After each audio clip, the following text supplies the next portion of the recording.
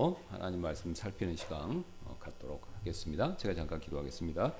고맙고 감사하신 하나님 아버지, 저희들을 구원해 주셨다가 또 한 일주일 동안 하나님의 은혜의 날개 그늘에서 우리를 지내게 해주시고, 또 어려움도 있었지만 하나님의 크신 섭리 가운데서 우리를 보호해 주시는 일을 통해서 우리가 모든 또 어려움을 이기고 또 오늘 이 자리에 이렇게 함께 할 수 있게 해주신 것에 대해서 다시 한번 깊은 감사를 드립니다. 세상 삶이 우리 뜻대로 되지 않고 또 우리가 원하는 대로 또 때때로 우리가 바라지 않는 어려움들이 찾아오지만, 그럼에도 불구하고 우리가 하나님을 믿는 믿음을 통해서 이 세상의 모든 어려움을 욥처럼 인내하며 우리가 계속해서 하나님을 바라보며 나아갈 수 있도록 해주시니 다시 한번 또 감사를 드립니다. 세상 사람과 우리의 차이점은 똑같이 어려움을 겪지만 그 어려움을 바라보는 관점이 우리가 다른 것을 알고 있습니다. 세상 사람들은 어려움을 겪을 때 남 탓, 아니면 자기 잘못, 아니면 운, 또 아니면은 어떤 미신적인 생각들을 가지고 그 어려움을 대하지만, 우리는 하나님이 살아계시고 또 하나님의 모든 것을 주관하시는 절대자이시며 또 심지어는 우리에게 합력하여 선을 이루시기 위해서 어려움조차도 허락하신다라는 사실을 믿는 믿음이 있습니다. 또 그 근거로 하나님께서 우리에게 성경 말씀을 주셨습니다. 그래서 우리가 어려움을 겪을 때마다 하나님 말씀의 근거에 우리가 그 약속의 말씀, 또 우리의 어려움에 대한 여러 가지 하나님이 주시는 그 설명, 또 내용들을 우리가 계속해서 붙들므로 세상 사람들과는 다른 이 어려움에 대한 시각과 또 생각을 갖게 해주셔서 감사합니다. 우리가 그런 시각을 계속해서 가짐으로 비록 어려움이 있다 하더라도 세상 사람들처럼 낙심하거나 낭망하거나 심지어는 하나님을 원망하는 일이 없도록 하나님께서 우리의 믿음을 더 증대시켜 주옵소서. 오늘 이 시간에도 우리가 하나님의 말씀을 살피며 또 우리가 하나님 말씀을 연구하고 생각할 때 하나님께서 그런 복을 내려주셔서 우리가 하나님의 이 세상을 다스리는 그 깊고도 또 오묘한 섭리들을 더 잘 많이 깨달아 하나님을 더 신뢰하고 의지할 수 있는 믿음이 풍성해지는 시간이 되도록 하나님께서, 성령께서 특별히 역사하여 주옵소서.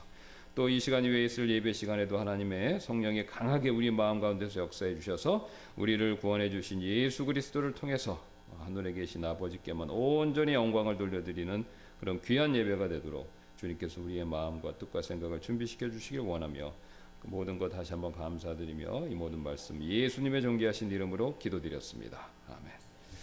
예, 우리 계속해서 회개, 그 다음에 그 구원을 얻을 믿음, 세이빙 페이스에 대해서 살펴보고 있습니다. 예, 그래서 이제 믿음에 대한 내용은 우리가 일단락했고요.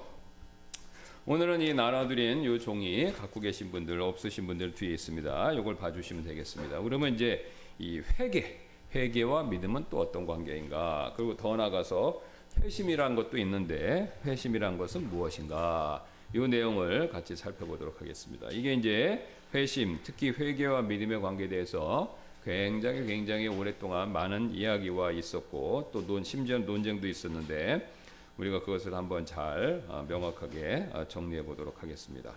지난번에 계속해서 제가 여러 번 말씀드렸듯이 믿음이란 것은 단순하게 어떤 머릿속에 있는 성경 말씀을 아는 지식 이 정도 갖고는 구원 얻을 믿음, 그 saving faith라고 말씀드렸죠. 구원받을 믿음 또는 구원 얻을 믿음 또는 구원에 이르는 믿음, 이 믿음이 되기에는 불충분하다 이렇게 말씀드렸죠. 예, 그래서 머릿속으로 아는 것은 필요한 일이지만 이게 완벽하게 충분 조건은 아니다라는 것이죠. 예. 그러니까 먼저 알긴 알아야 됩니다. 그걸 부정하는 게 아니죠. 알긴 알아야 되지만 그것이 다 전부가 아니다 이거죠. 이 부분을 여러분이 착각하시면 이 교회에 어렸을 때부터 다녀서 지식적으로는 굉장히 많이 알지만 여전히 참된 구원받을 믿음에 이르지 못하실 수가 있어요. 예, 참된 구원을 가져다 줄 믿음이 아직 안 생기셨을 수가 있다는 겁니다. 예. 그래서 지식만으로는 충분하지 않다라는 것을 우리가 꼭 유념할 필요가 있고요. 그 다음에 그 머릿속에 있는 지식이 제가 이해하기 쉽게 뭐 사람의 마음이 어딨냐, 뭐 사람의 그 진정한 그 생각의 출처 근원이 어딨냐라고 했을 때는 뭐 우리가 잘 모르죠. 뭐 히브리인들은 창자 끝에 있다 그러고, 그 다음에 그리스 사람들은 심장에 있다고 믿고, 그 다음에 현대 과학을 믿는 사람들은 뇌에 있다고 믿잖아요. 요새 이렇게 바뀐 거죠. 근데 이제 뭐 뇌를 해부해봐도 그 안에 뭐가 없습니다. 그죠? 예, 그냥 다 물질이지. 예. 그 안에 뭐 영혼이다, 혼이다, 뭐 마음이다 이런 거, 뭐 하트 모양 이런 게 보입니까? 그런 건 안 보이죠. 예, 알 수 없는 거예요. 그러나 존재합니다. 왜요? 우리가 그걸 느끼니까. 눈에 보이진 않지만 존재하고 있다. 우리 마음이 존재한다는 걸 우리가 느껴요, 지금. 예, 그러니까 눈에 보이는 게 이 세상의 전부는 아니다라는 것을 알 수 있죠.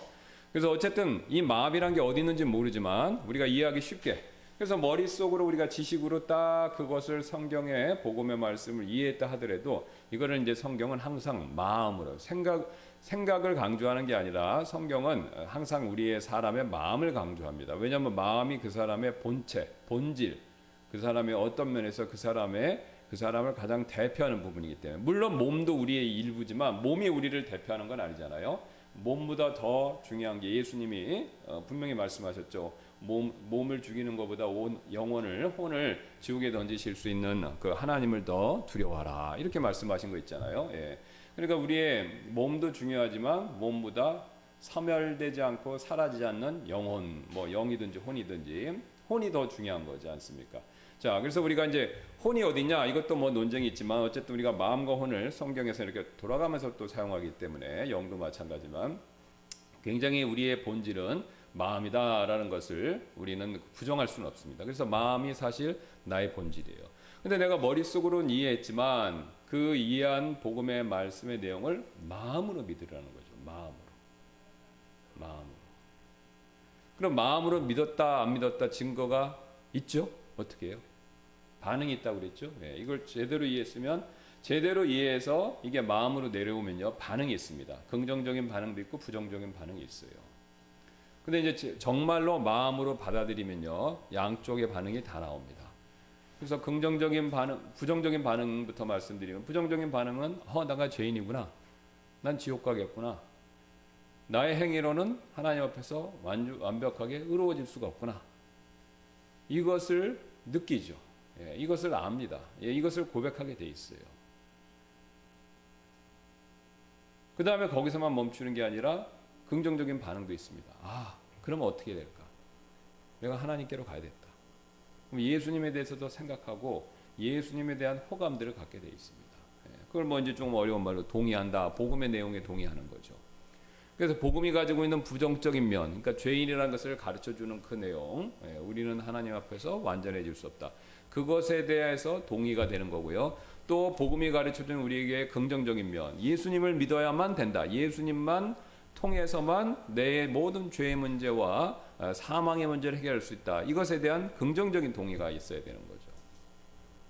그래서 이런 마음에 긍정적인 부정적인 반응이 나타난 다음에 또 그것만으로도 충분하지 않다라고 말씀드렸죠. 왜냐하면 성경에 벨릭스는 미쳤다 그러고 베스도는 돈을 얻고 싶어 갖고 이제 그래서 이제 베스도는 미쳤다고 그랬고 벨릭스는 돈을 갖고 싶어 갖고 찔림을 받았지만 돈을 갖고 싶어 갖고 삼천포로 빠지지 않았습니까? 그러니까 이제 찔림은 있다 하더라도 그것만으로 충분하지 않죠. 부자 청년도 예수님의 말씀을 듣고 찔림까지 받았어요. 그죠? 그가 근심했죠. 근데 돌아가 버렸습니다. 예수님을 따르겠다고 얘기한 게 아니라 다른 제자들, 성경에 이제 12제자들 부르시는 장면이 나오는데 다른 제자들처럼 다 버리고, 뭐 세베대 아들들 야고보와 요한은 어부였잖아요. 베드로도 어부였잖아요. 그거 다 버리고 따랐지 않습니까? 그죠? 네. 그 사람들에게 있어서 그게 생업이에요. 근데 부자 청년도 그걸 버리고 따르라고 했는데 못 버렸습니다. 그러니까 그것은 뭘 의미하냐면 찔림을 받아도 결심을 못했다라는 거죠. 예수님이 결단하고 따라오라 그랬지 않습니까? 근데 결단을 못한 거예요. 자, 그래서 마지막에는 뭐가 필요하냐? 결단, 결심. 자, 이 과정까지 지금 이해하고 그 다음에 감정적인 긍정적, 부정적 반응이 있고요. 그 다음 결심. 이거는요, 세 가지 다 공통점이 있습니다. 다 마음의 작용이에요. 지금 제가 말씀드린 내용을 겉으로 무슨 행위를 하라 이걸 말씀드린 게 아니에요. 그렇죠? 다 마음에서 작동하는 겁니다. 내 마음이 이해하고 내 마음이 동의하고 내 마음이 결심하는 거예요. 행위가 하나도 안 따르는 겁니다. 그러니까 행위가 따르면 구원받을 수 없죠. 예. 왜 행함으로는 의로워질 사람이 아무도 없어요. 지금 마음의 작동을 얘기하는 거죠. 그러면 왜 부자 청년 얘기는 예수님이 하셨냐? 바로 뭐냐면 그 돈을 버리라는 건 왜냐면 그가 마음속에 돈을 우상처럼 붙들고 있으니까 그 결단을 촉구하기 위해서 예수님 말씀하신 거지. 예수님의 지금 말씀하신 포인트는 돈을 버리는 행함을 통해서 구원받을 수 있다는 게 아니라는 겁니다. 그러니까 예수님은 먼저 그 돈에 대한 욕심을 말씀하신 거예요. 그것을 돌이키다. 그걸 회개된 내용인데 그걸 돌이키는 그 부분을 먼저 말씀하신 것이지 돈 때문에 돈 버리고 가난한 사람 주면 그걸로 인정해 주겠다 이 뜻이 아니었다는 거죠. 예. 자, 그래서 이 세 가지 다 결국은 뭡니까? 마음의 작동입니다. 그러니까 우리 사람의 어떤 겉에서 드러나는 행동을 통해서 하나님 앞에서 의로워지는 게 아니다라는 거죠. 자, 그래서 마음으로 그렇게 결심을 딱 했을 때 이제 하나님께서 그걸 보시고 구원받게 해주시는 거죠. 거듭나게 해주시는 거죠. 그러니까 이제 우리 마음에 이제 이게 싹 가라앉으면서 마태복음 산상수훈에서 말씀하시는 것처럼 영이 마음이 굉장히 가난해지는 거죠. 가난해지는 것을 얘기하죠.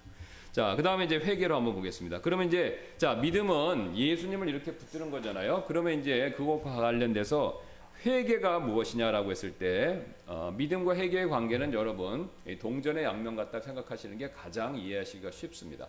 어떤 분들은 회개하고 믿어야 된다. 아니면 어떤 분들은 믿고 회개해야 된다. 뭐 이렇게들 말씀하세요. 근데 그게 둘 다 반반씩은 맞는 겁니다. 그런 얘기 많이 들어보셨죠? 믿기 전에 회개부터 해야 됩니다. 그래요. 믿은 다음에 또 회개를 하라고 그래요. 예. 그래서 참된 구원에 이르는 믿음은 회개가 없으면 안 된다 얘기해요. 또 참된 구원에 이르는 믿음은 회개가 또 앞서야 된다. 뭐 이렇게들 시간 순서상 그것을 여러 가지 입장으로 말씀하시는데 다 일리가 있습니다. 왜요? 다 성경에 있는 근거를 가지고 말씀하시기 때문에. 자, 그런데 이제 일리가 있지만 이것이 이제 가장 우리가 성경에서 균형 있게 회개와 믿음의 관계를 보려면 동전의 양면이다 이렇게 생각하시면 쉽습니다. 그러니까 여러분 이게 돈이 있으면요 동전이나 지폐를 보시면 양쪽 면이 틀리죠. 근데 여러분이 양쪽 면이 틀릴 때 그거를 물건을 사고 돈을 줄 때 어떤 한쪽 면을 보여주면서 주게 돼 있어요. 자연스럽게. 그렇죠? 뭐 돈을 이렇게 세워서 일부러 주는 분은 없잖아요. 그죠? 왜냐면 돈을 보여줘야 되니까. 그러니까 앞면을 하든 뒷면을 하든 한쪽 면을 보여주잖아요. 자, 근데 한쪽 면을 보여주는데 한쪽 면을 보여줬다고 그래서 뒤쪽 면을 꼭 보자는 사람은 딱히 없습니다. 위조 지폐가 유행하지 않는 이상. 그렇죠? 예. 그러니까 앞쪽 5천 만 원짜리면 세종대왕이고 뒤에 만 원이 써 있지 않습니까? 세종대왕을 딱 보여주면 대부분 그냥 받아들여요. 뒤를 딱 열어보고 이게 진짜인가 아닌가 보는 분은 거의 없죠. 그러니까 어느 쪽으로 있든 상관이 없다 이겁니다. 왜? 유효한 지폐는 양쪽 면이 똑같은 이 지폐로서 돈으로서 이 권리와 그 다음에 유효성을 갖고 있기 때문에 그렇죠. 마찬가지입니다. 그러니까 믿음과 회개라는 것도 동전의 양면이다 생각하시면 돼요. 그러니까 참된 믿음은 참된 회개를 수반하고 참된 회개는 또 참된 믿음을 그것을 여전히 가지고 있다 이렇게 생각하시면 됩니다. 자, 그러면 이제 이걸 좀 더 자세히 살펴보면요, 이제 보겠습니다. 그러면 이제 이 회개하고 믿음이 양쪽으로 이렇게 동전의 양면 같다고 그랬잖아요. 그러니까 이제 그럼 이걸 전체를 뭐라고 그러냐? 이걸 회심이라고 그럽니다. 왜 회심이라고 그러냐면 회개나 믿음이나 공통점이 있어요. 이게 돈다는 개념을 가지고 있어요. 그러니까 터닝한다는 개념을 갖고 있습니다. 그러니까 이게 터닝한다는 개념이 또 회심하고 똑같아요. 그러니까 회심, 회개, 믿음은 이 세 가지 개념의 맨 밑바닥에 있는 공통점은요, 이 돈다는 거예요. 이게 턴한다. 한쪽에서 다른 쪽 방향으로 돈다 이겁니다. 자, 그래서 회심은 죄로부터 그리스도로 영적 방향이 바뀐다. 그러니까 마음이 바뀌는 것을 의미하는 것이죠. 그래서 영어로 된 걸 보시면 turning from sin to Christ. 그래서 죄로부터 그리스도께로 이렇게 도는 겁니다. 도는 과정이 있는 게 회심이다. 자, 그래서 마음이 죄로부터 방향을 돌리는 일을 회개라고 부르고 마음이 그리스도의 방향을 향하는 일을 믿음이라고 부른다. 자, 그래서 여기 그림을 한번 보세요. 자, 그러면 여기 우리가 이거 시커먼 그림 있지 않습니까? 시커먼 그림에 우리가 이제 구원받기 전에는요, 죄를 짓고 죄의 노예로 삽니다. 사실 죄와 같이 살죠. 뭘 해도 다 죄예요. 그렇죠? 돈을 벌어도 죄 짓는 겁니다. 왜요? 돈을 사랑하니까. 누구보다도요? 하나님보다도. 일을 해도 죄를 짓는 겁니다. 왜요? 그 일을 통해서 하나님께 영광을 못 돌리니까. 안 믿는 사람 기준입니다. 자식을 길러도 사실 죄 짓고 있는 거예요. 왜요? 자식을 하나님보다 더 사랑하고 우상으로 섬기니까. 공부를 해도 죄 짓고 있는 거예요. 왜요? 그 공부를 통해서 지식을 쌓고 그걸로 하나님을 대적하거나 아니면 학력을 얻어서 자기 자신에게 영광 돌리기 바쁘기 때문에. 그러니까 구원받지 않은 상태에서 우리가 하는 모든 일들은 사실 죄와 관련이 있습니다. 하나님이 보셨을 때. 그러니까 우리는 죄의 범벅이 된 삶을 살고 있는 거죠. 정도 차이만 있지 모든 사람이 마찬가지입니다. 그렇죠? 의인은 없죠. 그러니까 우리가 하는 말, 행동, 심지어는 업적, 선한 일 자체도 죄를 짓고 있는 거예요. 왜요? 선한 일을 통해서 구원받으려고 하니까. 선한 일을 통해서 내 자신의 이름을 내려고 하니까. 선한 일을 통해서 어떤 이익을 얻으려고 하니까. 정치적 이익을 얻던가 뭐 경제적인 이익을 얻던가. 그죠? 연말 되면 기업에서 불이익 돕기 돈 턱턱 몇 억씩 냅니다. 근데 왜 내는지 여러분 아시죠? 뭐 불쌍해서 선한 마음이 내는 사람들도 있지만 99.9%는 세금 감면 받으려고. 나의 이익을 위해서 내는 겁니다. 나의 이익을 위해서. 진짜 불쌍해. 물론 질장에서 불쌍한 사람도 해서 내는 사람도 있겠죠. 그래서 우리가 구원받기 전에는 모든 하는 행동은요, 하나님의 눈에 봤을 때, 하나님의 기준에 봤을 때는 다 죄와 관계가 있습니다. 우리는 세상에서는요, 겉으로 우리가 헌법부터 시작한 법률과 명령에 근거해서 정한 특별한 행동을 하지 않았었을 때, 그것을 잘못하지 않았을 때, 그러니까 그것만 잘못했을 때 죄다 규정하지만 하나님은 우리의 의도부터 규정하시잖아요. 마음속에 있는 의도. 그죠? 그러니까 예수님이 아주 유명한 말씀으로 여자 보고 음욕만 품어도 간음죄다. 그 다음에 요한서신서에서 사도 요한이 형제를 보고 분노하면, 그죠? 미운 마음 가지면 그 벌써 살인죄다. 그러니까 우리가 속으로 누구 보고 화가 나서 죽여버려 그러면 벌써 하나님 보실 때 살인죄 진 겁니다. 그러니까 이게 우리는 다 죄예요. 다 죄입니다. 세상이 인정하건 안 하건 상관없습니다. 하나님 보셨을 땐 다 죄예요. 이거를 이제 모든 사람은 심판대 앞에서 이 사실을 직고해야 됩니다. 하나님이 다 따져주실 거고. 그러니까 우리가 죄와 관계돼서 살고 있는 거예요. 자, 그러면 이런 내용을 여러분이 구원받기 전에 들으신 겁니다. 저와 여러분이. 그럼 이제 깨닫는 거죠. 아, 이게 죄구나. 맞다. 세상적으로는 죄가 아닐지 모르지만 하나님께는 죄구나. 근데 중요한 건 이 세상 살 때는 하나님께 죄라는 걸 인정 안 하고 살 수 있어요. 하나님이 오래 참으시는 가운데 이 세상에서 사는 동안 우리에게 기회를 주시니까. 근데 그렇게 살다가 한 번 죽는 것은 사람에게 정하신 것이죠. 그 다음에 심판이 있다는 겁니다. 이 심판대 앞에서는 모든 것에 대한 대가를 치러야 됩니다. 이걸 피할 수가 없어요. 그때는 그 누구도 도망칠 수도 없고 숨을 수도 없고 그 누구도 무력으로 하나님을 제압하거나 제어할 수가 없어요. 꼼짝 못하는 거죠. 범죄자가, 조직폭력배가 아무리 기세등등해도 경찰한테 딱 체포돼서 여러분 감옥에 가면요 힘을 못 씁니다. 체포되면요. 그것보다도 더 무서운 일이 기다리고 있는 거죠. 하늘에 듣도 보도 못한 천사들, 그죠? 그룹들도 있고 그런 천사들이 하늘에 있고 하나님의 놀라운 빛과 영광 가운데 딱 쓰는데 여러분 이 보통 사람도 재판석 앞에 가면요 이 재판 판사의 권위에 이게 마음에 위압감까지는 아니지만 마음이 약해집니다. 저 사람의 망치에 내 삶이 다 결정되기 때문에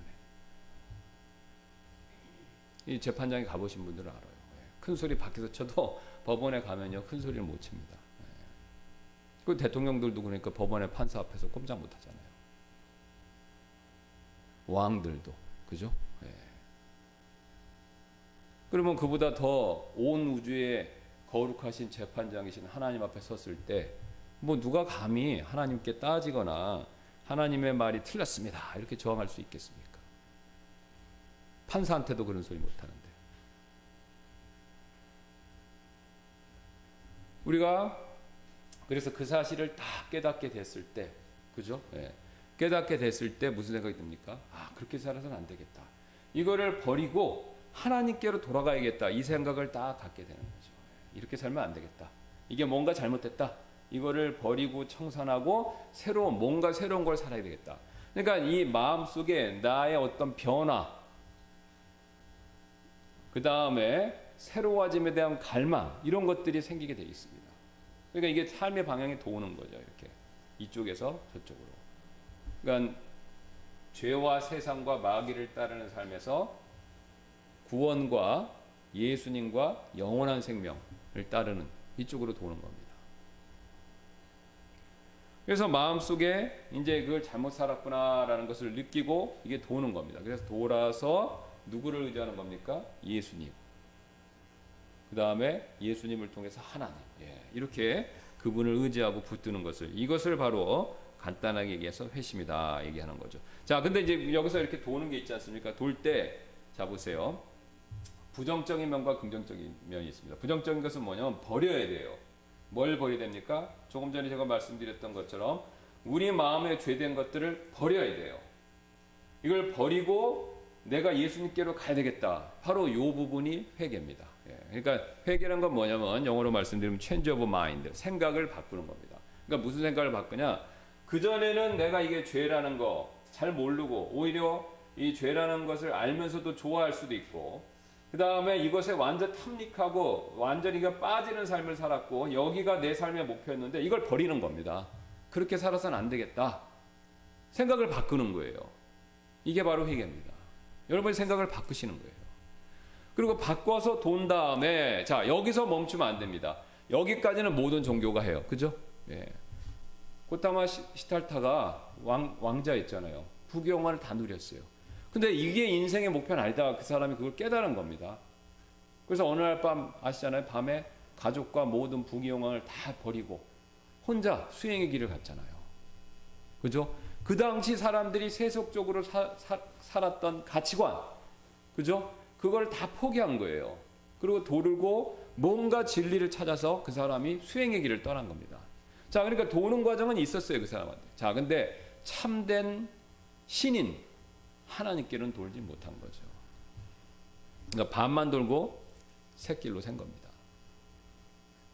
그러니까 여기서 여러분이 반만 돌면, 이게 이제 성경에서는 회개지만 종교적인 행위도 반만 돌 수는 있어요. 반에서 멈춘 게 종교적인 행위가 되는 거죠. 자, 그래서 이제 거기서 멈추는 것이 아니라 더 돌아야 됩니다. 누구한테까지요? 예수님께로. 예수님께로. 그러니까 돌다 멈추면 안 됩니다. 그러니까 부자 청년도 돌다가 멈춘 거예요. 그 다음에 벨릭스도 돌다가 멈춘 겁니다. 아그리파 왕도 돌다가 멈춘 거예요. 조금 돌다가. 그러니까 완전히 돌아서 예수님을 탁 붙들어야, 이게 바로 참된 회심이고 이게 바로 참된 회개이며 참된 믿음이 된다라는 것이죠. 자, 그래서 이제 이게 잘못된 걸 버리는 게 이게 이제 회개고, 올바른 걸 붙드는 게 이게 이제 믿음이죠. 그러니까 이제 우리가 지금까지 믿음에 대해서 굉장히 오랫동안 살펴봤는데, 예수님을 붙들 때 우리가 지식적으로 알아야 되고 감정적인 그 동의도 있어야 되고, 그 다음에 의지를 촉구해서 이게 내가 진짜 예수님을 딱 마음으로 모으시고 붙들고 이렇게 받아들여야 되는데, 마찬가지로 회개에도 똑같은 과정이 필요합니다. 이해하셔야 돼요. 야, 이게 그동안 내가 누리고 즐기고 살았던 것이 하나님 보셨을 때는 다 죄와 관계가 있구나. 그리고 그걸 이해했으면요, 마음에 찔림이 좀 있어야 되는 겁니다. 그리고 내가 여기서 떠나고 돌아야 되겠다, 이 생각이 있어야 되는 거죠. 이걸 대표적으로 잘한 사람이, 예화로 예수님 말씀해 주신 게 비유로 말씀해 주신 인물이 바로 이제 탕자지 않습니까? 이렇게 살다 죽겠다. 아버지 집에는 좋은 게 많은데 내가 종보다도 못한 삶을 사는구나. 그래서 어떻게 했습니까? 이 돼지 열매 껍질 먹는 거, 이 일을 버리고 자기 아버지께 돌아갔죠. 이게 턴이 있었다는 겁니다. 그래서 참된 회심은 진정으로 이렇게 방향을 바꾸는 일, 이것이 있어야 됩니다. 머릿속의 지식에서 머물러서는 안 된다라는 것이죠. 자, 그래서 여기 이제 몇 구절 성경 말씀을 한번 보겠습니다. 그래서 이사야서 1장 27절 말씀 보시면 시온은 판단의 공의로 구속을 받으며 그녀의 회심하는 자들은 의로 구속을 받으리라. 여기서 이제 회심하는 자들은 의로 구속받는다. 이렇게 말씀하시죠. 그 다음에 시편 51편 13절입니다. 그리하시면 내가 범법자들에게 주의 길들을 가르치리니 죄인들이 주께로 회심하리다. 여기서 이제 죄인들이 주께로 회심. 이게 돈다. 주께로 돈다. 이게 회심을 돈다. 이렇게 터닝한다. 이렇게 생각하시면 쉽습니다. 주께로 돌 것이다. 이렇게 말씀하신다는 거죠. 또 마태복음 18장 3절 이르시되 진실로 내가 너에게 이르노니 너희가 회심하여 이게 돌아야 된다는 거죠. 어린아이들 같이 되지 아니하면 하늘의 왕국에 들어가지 못하리라. 그 다음에 마가복음 1장 15절도 마찬가지입니다. 이르시되 때가 찼고 하나님의 왕국에 가까이 왔으니 너희는 회개하고 복음을 믿으라 하시더라. 여기 분명히 회개와 믿음이 동시에 나오죠. 그러니까 어떤 경우는 회개만 얘기하는 경우도 있고 어떤 경우에는 믿으라고만 얘기하는 경우도 있고 어떤 경우에는 회심만 얘기하는 경우도 있고 또 회심이 회개만 얘기하는 경우도 있고 또 회심이 믿는 것만 얘기하는 경우도 있습니다. 그러니까 이건 얘기는 뭐냐면 서로 다 이게 상호 교환적으로 사용할 수 있는 의미다라는 것을 보여주죠. 그 다음에 사도행전 20장 21절도 마찬가지입니다. 유대인들과 또한 그리스도인들에게 하나님을 향한 회개와 우리 주 예수 그리스도를 향한 믿음을 증언하였노라. 여기 두 개 다 분명히 나오지 않습니까? 하나님을 향한 회개, 우리 주 예수 그리스도를 향한 믿음. 근데 재밌습니다. 하나님을 향한 회개, 그리스도를 향한 믿음. 방향을 얘기하죠. 이게 돈다는 개념을 정확하게 보여주고 있습니다. 더 뚜렷하게 나와 있는 구절이 있는데 거기에 이제 적혀 있는 분들도 있을 거고 노트에 없는 분들도 있을 텐데 여기 이사야서 한번 가겠습니다. 이사야서 55장 한번 이사야서를 펼치시면요. 여기도 이제 우리가 아주 잘 아는 말씀인데 분명히 이제 두 가지 개념을 다 얘기합니다. 이사야서 55장 6절 7절. 자, 찾으셨을 줄로 믿고 이사야서 55장 6절 7절 제가 읽겠습니다. 너희는 주를 만날 만한 때에 그분을 찾으라. 그렇죠? 이제 하나님의 복음으로 우리를 부르실 때가 있습니다. 그때 그분을 찾아야 됩니다. 그분께서 가까이 계실 때 그분을 부르라.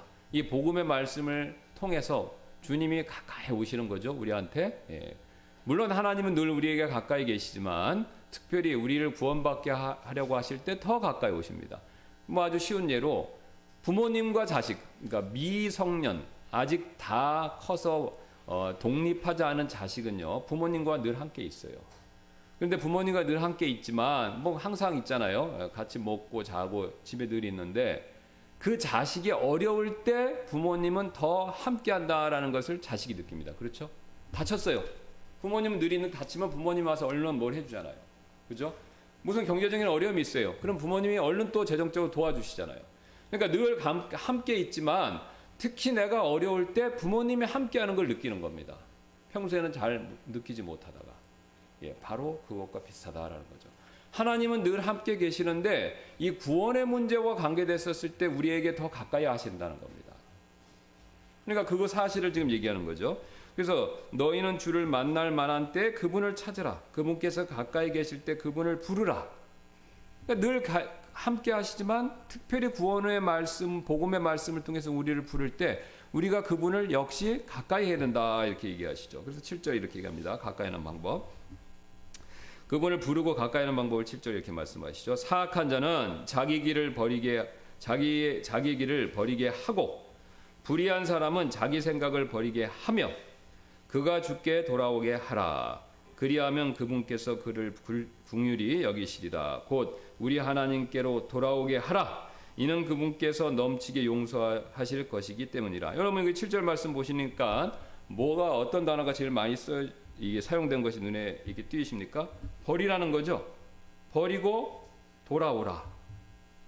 이게 여기서 터닝의 개념이 있습니다. 자기의 길을 버리고, 그러니까 자기가 갔던 지금까지 삶의 방향 이걸 버리고, 그 다음에 불의한 사람은 자기 생각을 버리고, 그러니까 자기 길도 버리고 자기 생각도 버리래요.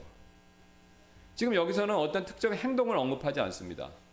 우리가 생각했던 거, 마음 먹었던 거, 우리의 가치관 이것을 버리라고 얘기합니다. 이것을 버리라. 근데 그 가치관이 뭡니까? 아까 말씀드렸던 것처럼 내가 뭔가를 해서 하나님 앞에 의로워질 수 있다는 생각부터 출발해서 내가 좋아하는 것들을 하나님보다 더 섬기는 거죠. 그것도 굉장히 교묘하게. 요즘에 성경 묵상글을 보시는 분은 아시겠지만 거기 성경에서 구약에서 굉장히 흥미로운 말씀을 주지 않습니까? 출애굽기에도 우상을 만드는데 하나님이 딱 찍어서 말씀하시잖아요. 너를 위해서 만든 우상이라고. 그러니까 우상하고 하나님은 굉장히 틀려요. 모든 우상은요, 이방신은 만든 사람이 있어요.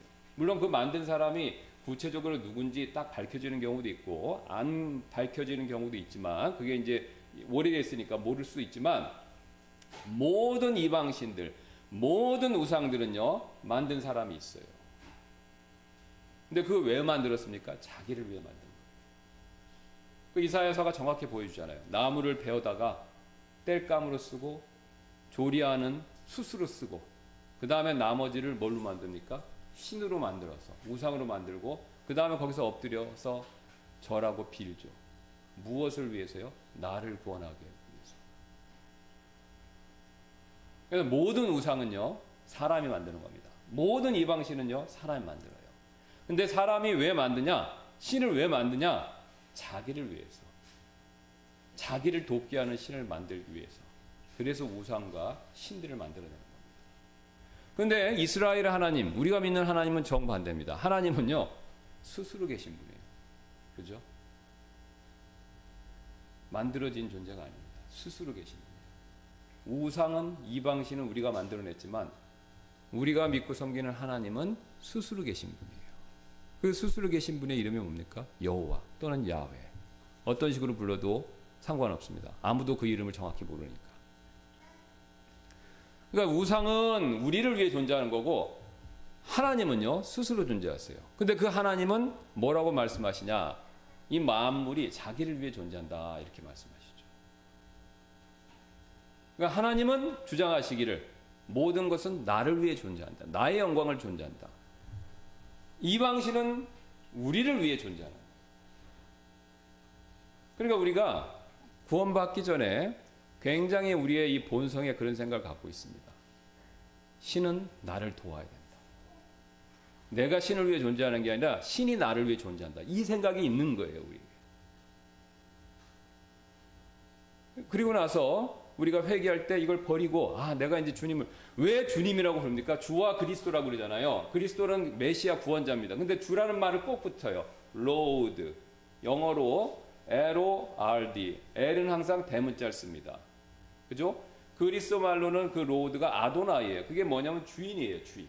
주인과 종의 관계에 있어서 주인.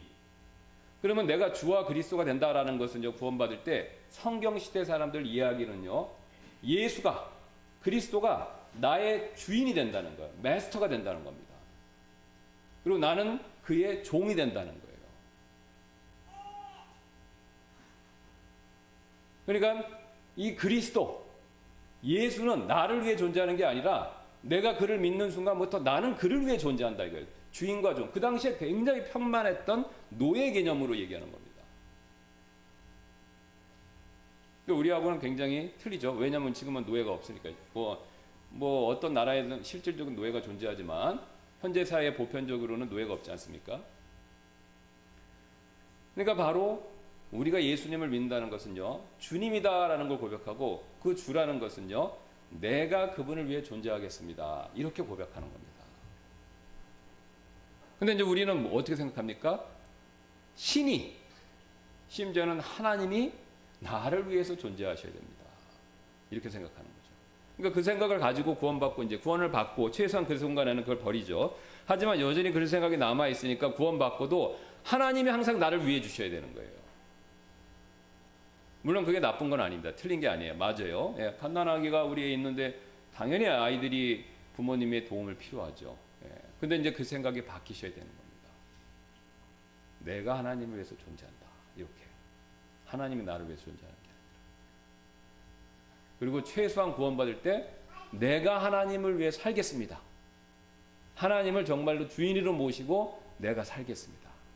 그동안은 다른 것들을 주인으로 모시고 살았는데, 그죠? 뭐 돈, 명예, 자기 자신 하나님 빼놓고는 전부 다 될 수 있잖아요. 근데 그런 거 다 버리고 이제 하나님을 위해서 살겠습니다. 하나님을 주인으로 모시고 살겠습니다. 최소한 한번 이 마음의 결심은 가지고 있어야 된다라는 거죠. 그랬을 때 하나님께서 그 마음의 진실함을 보시고 우리를 거듭나게 해주시는 겁니다. 그러니까 여러분이 그런 경험이 있으실 거예요. 그게 뚜렷하든 뚜렷하지 않든 다 그런 경험이 있으셨을 거예요. 이게 이제 하나님이 일반적으로 역사하시는 거니까. 그러나 만약 아직 그런 경험이 없으시다라면 한번 자기의 그 영혼의 상태에 대해서 잘 한번 생각해 보셔야 됩니다.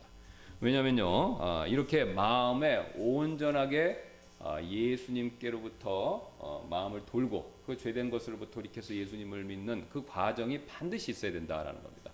누누이 말씀드리지만 머릿속으로 아는 거 이걸로는 충분하지 않습니다. 누누이 말씀드리지만 맞아요, 저 죄인이에요, 이 정도 동의하는 거 그것으로 충분하지 않다는 겁니다. 더 나아가서 예수님은 주님입니다. 주인님입니다. 구원해 주시면 제가 그분을 위해 살겠습니다. 이런 마음에 완벽한 결심, 결단이 있어야 되는 거죠. 이 과정 전체에서 어떤 행위와 어떤 선행 이런 건 없습니다. 다 마음의 작동이기 때문에. 그러니까 어떤 분은 뭐 술 끊어야 구원받는다, 담배 끊어야 구원받는다, 마약 끊어야 구원받는다 이렇게들 얘기하시는데 그렇게 되면 행위 구원이 되죠. 그러니까 마음에서 끊어야 되겠다 결심 이거는 필요한 거지만 술을 완전히 끊었을 때 구원받는 건 아니다라는 겁니다.